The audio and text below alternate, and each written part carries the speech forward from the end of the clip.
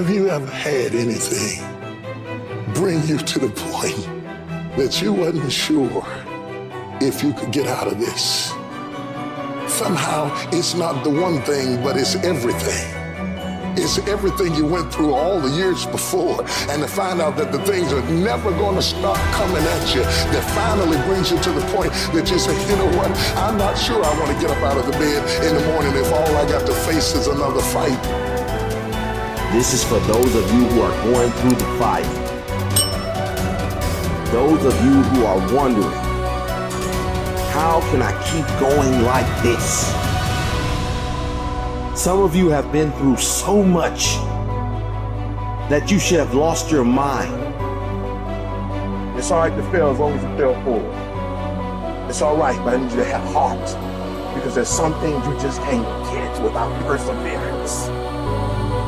Don't think it's strange when things happen to you, because every man, every woman, every boy, every girl will go through a time where your faith will be tested. I know what it's like to barely hold on, to barely feel like you're breathing, and barely feel like you can come up for air.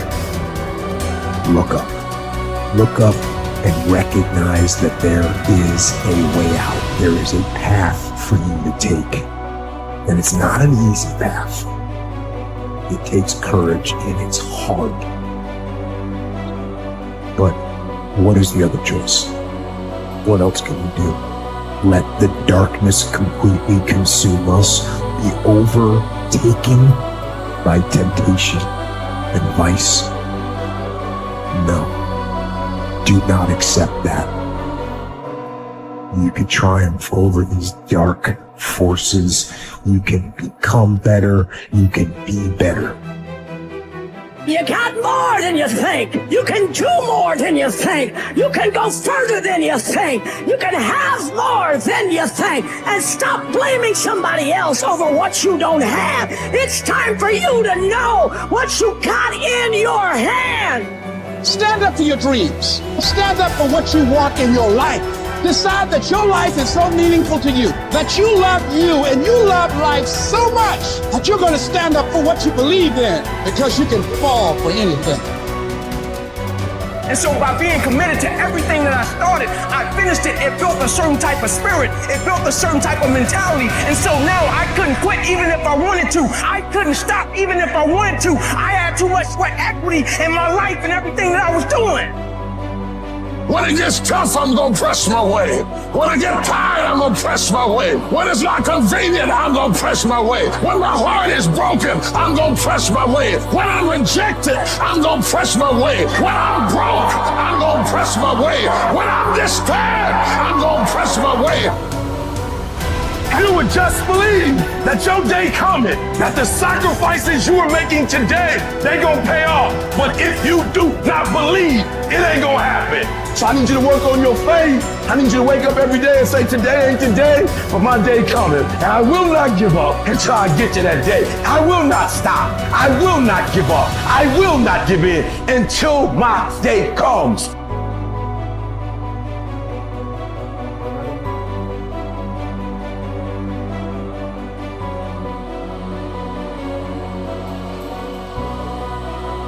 This is another concept which has made its rounds in the world, that something else should motivate you to do what you're doing. If what you are doing is significant enough, you don't need any other thing to motivate you. If what you are doing is truly significant to life, why do you need another motivation to make that happen?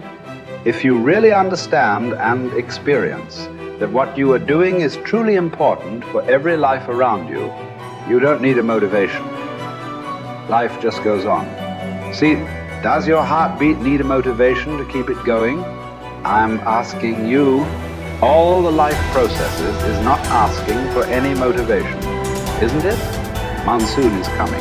Any motivation? No, it's coming year after year, because the natural process is going on. Simply like that. In you and me, life is on. What I'm telling you is, if you are doing something which is aligned with the fundamental life process of who you are, This can find a million expressions. It need not be just spiritual teaching. It can find a million expressions that what you are doing is aligned with your fundamental life process. Then you will not need anything to motivate you. Simply, as a part of life, it will just happen. How much you do simply depends on how much time you invested on upgrading yourself. The problem with the world right now is people are always trying to upgrade their activity. If you upgrade your activity without upgrading yourself, you are bound to break up somewhere. It's like you went on a Formula One track because you want to be on a fast track, and you went with your Maruti 800. Suppose you hit the right kind of speed. All the four wheels will go in four different directions. It won't hold up. If you want to be in that kind of speed and that kind of track, you must prepare the machine. Upgradation of this one is important. If you upgrade yourself, activity will simply happen. Many people around me, many times think I'm superhuman because of the activity that I perform. This is not about being superhuman. If you explore the possibilities of being human, if you explore the possibilities of the immensity of being human, you will realize you don't have to be a superhuman. Being human itself is super. So you will not need any external drive or some other inspiration. The very process of life will do it. It turns out 95% of who we are by our midlife is a set of memorized behaviors, unconscious habits, hardwired thoughts and attitudes, conditioned emotions that are so familiar to us that it doesn't even feel like fear, or it doesn't feel like sadness. It's just who we are. It usually takes crisis or trauma or disease or diagnosis or your lowest point in your life where you're knocked to your knees. And for that moment, you actually have a view of yourself outside of yourself. You can see yourself from a different state. The facade, the whole illusion is over. And that's when a person really begins to think about what they've been thinking about. They begin to notice how they speak or how they act. And I think they begin to pay attention to those feelings on a more regular and conscious basis. And the word meditation, I looked this up because when I started my journey, I'm very scientifically minded. The word meditation, the symbol means to become familiar with. So then the first step to change, if you wanted to create a new life, you have to change. To change your personal reality, you have to change your personality. And the first step is consciousness or becoming aware. So the moment you become conscious of your unconscious thoughts, the moment you become aware of your automatic reflexive habits and your emotional reactions, the moment you can become so conscious of those unconscious states of mind and body that you don't go unconscious again, so familiar with those states. And how many times do we have to forget or go unconscious till we no longer forget or go unconscious and we stay conscious? That's lighting a match in a dark place. And most people, when they do meditation, they actually think, when those voices come up and when the chatter starts and those emotions start, they actually think that they're doing their meditation wrong. And I want them to know that they're actually doing it right, because you're coming up against those thoughts that slip by your awareness unnoticed or unchecked by many people. You all of a sudden catch how you speak. And people say, if I really want to be happy, let's think about this.